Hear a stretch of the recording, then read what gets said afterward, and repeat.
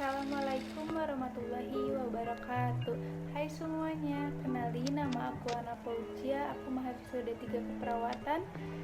Pada kesempatan kali ini aku mau menceritakan salah satu seorang perawat pada zaman Rasulullah Shallallahu Alaihi Wasallam. Ada yang tahu gak sih siapa? Rufaidah al-Aslamiyah, lahir pada 570 Masehi di Yatrib, Madinah. Nah, beliau ini adalah seorang tokoh keperawatan dunia yang dikenal dengan beberapa kontribusinya. Mendirikan kamp perawatan untuk prajurit yang terluka pada zaman perang. Kemudian mendirikan klinik untuk orang miskin dan orang yang mengalami gangguan mental. Tokoh keperawatan kita kali ini dinobatkan sebagai perintis keperawatan modern, di mana sejarah peradaban Islam mencatat pengabdiannya dalam dunia keperawatan dengan tinta emas. Beliau adalah Rufaidah al-Ansariyah atau lebih dikenal dengan Rufaidah.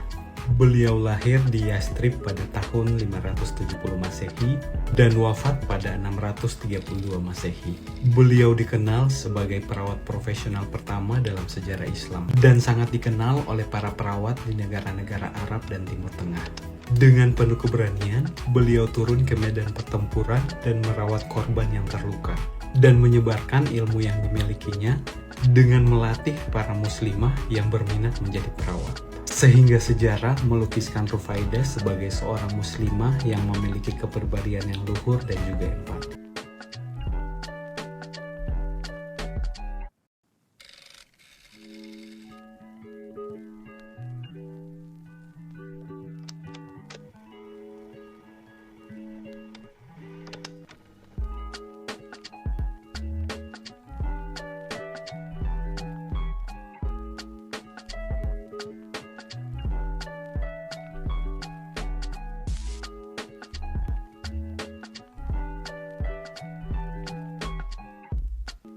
Nah, kali ini aku bakal cerita tentang sosok siapa itu Rufaidah. Disimak ya. Pada masa Rasulullah Shallallahu Alaihi Wasallam gencar menyebar Islam, ada seorang perawat muslimah pertama yang tercatat dalam sejarah Islam. Dalam pengalamannya menjadi seorang perawat korban perang kaum muslim, ia pun menjadi pencetus pertama sistem pembagian kartu kerja, sebagaimana kini dilakukan di berbagai fasilitas layanan kesehatan. Seorang perawat yang mendedikasikan hidupnya untuk memberikan sentuhan kemanusiaan perawat bagi mereka yang membutuhkan. Mari berkenalan dengan sosok Rufaidah. Dalam Suarmin Hayat Al-Sahabiyat karya milik Muhammad Hamid Muhammad disebutkan nama lengkap Sahabiyah ini adalah Rufaidah binti Sa'ad Bani Aslam Al-Kharaj. Namun ia lebih dikenal dengan nama Rufaidah Al-Aslamiyah, di mana Al-Aslamiyah tersebut dinisabkan kepada marganya Aslam, klan dari suku Kharaj di Madinah. Rufaidah lahir di Madinah pada tahun 570 Masehi. Ia dikenal pandai membaca, menulis, serta kaya raya. Ia termasuk kaum Ansor, golongan pertama penganut Islam di Madinah. Perempuan yang wafat pada usia 62 tahun ini mempelajari ilmu keperawatan saat membantu sang ayah sebagai seorang dokter. Dari ayahnya ini ia mendapatkan banyak ilmu mengenai keperawatan. Pengabdian Rufaidah sangat besar. Ia ikut membantu saat terjadi perang Badar, Uhud, Khaibar, dan Khandaq.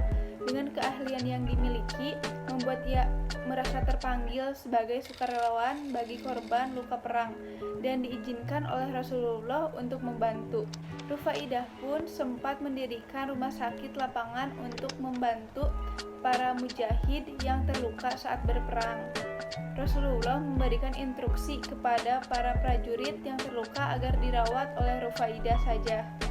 Hidup pada abad pertama Hijriah seperti melansir Republika Muslimah panutan ini digambarkan sebagai sosok perawat teladan, baik dan bersifat empati. Ia seorang pemimpin organisasi, juga mampu mengerahkan dan memotivasi orang lain. Rufaidah pun melatih beberapa kelompok perempuan untuk menjadi perawat dan membantunya merawat para prajurit perang. Tak hanya melaksanakan peran sebagai seorang perawat dalam aspek klinis, Rufaidah juga dikenal sebagai seorang perawat yang melaksanakan peran komunitas.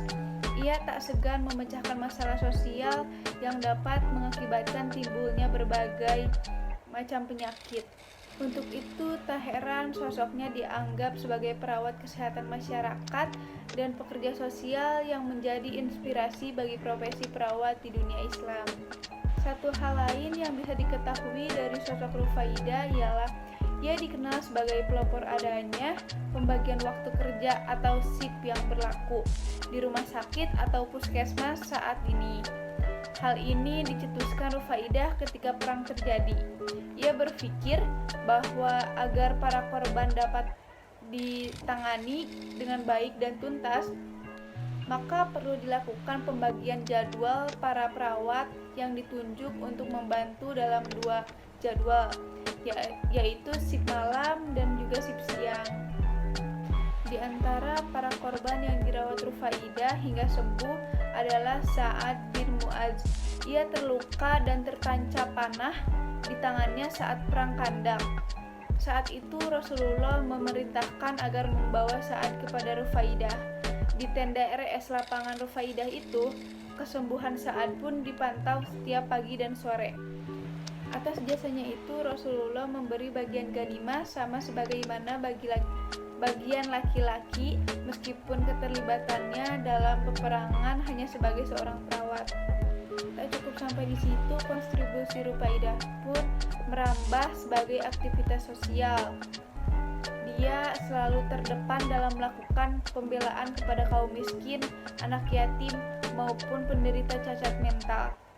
Hal itu dilakukan dengan cara merawat anak yatim dan memberikan mereka bekal pendidikan. Ia juga memberikan perawatan bagi orang dengan gangguan jiwa. Rufaidah digambarkan memiliki kepribadian yang luhur. Tetapi masih banyak para perawat-perawat muslim tidak mengenal sosok Rufaidah. Banyak dari mereka yang lebih mengenal tokoh keperawatan yang berasal dari dunia barat, yaitu Florence, seorang tokoh keperawatan yang berasal dari Inggris. Rufaidah sudah ada jauh sebelum pioner modern, nurse, lahir ke dunia. Di Indonesia, nama Rufaidah terasa masih asing dibanding tokoh-tokoh keperawatan dunia yang berasal dari golongan barat.